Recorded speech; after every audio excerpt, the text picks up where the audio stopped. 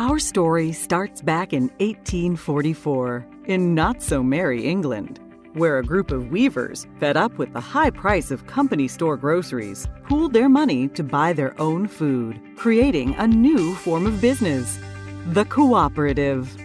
The idea caught on.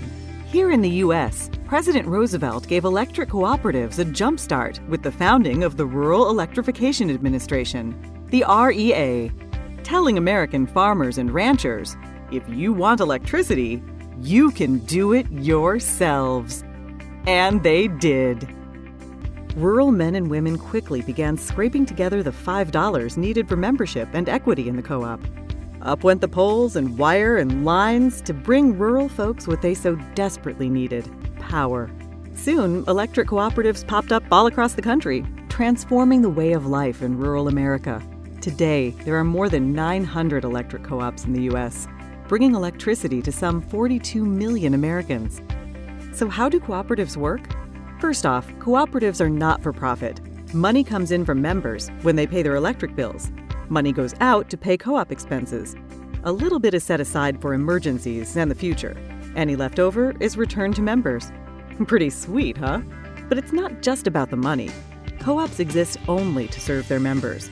They have a unique set of cooperative principles. All may join, regardless of race or gender or creed. That's the first principle of cooperatives: voluntary and open membership. Members vote for the directors to lead their co-op. They vote yay or nay on big issues. Majority rules. That's the principle of democratic member control. Everyone pays a little money to become a member. An owner.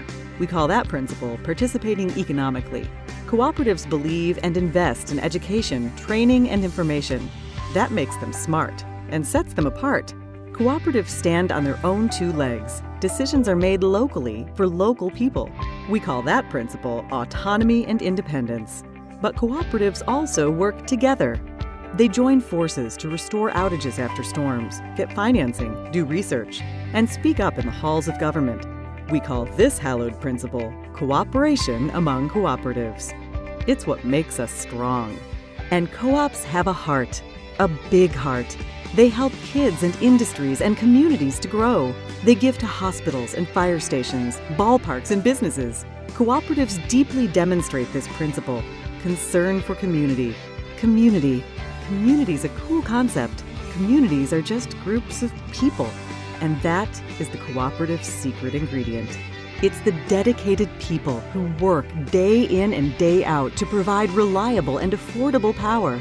It's the elected people who shape the policies and tackle the big issues. For the most important group of people, the members. Members, the whole reason cooperatives exist. Now that's the cooperative difference. And that's the cooperative advantage. Brought to you by the passionate people of NRECA.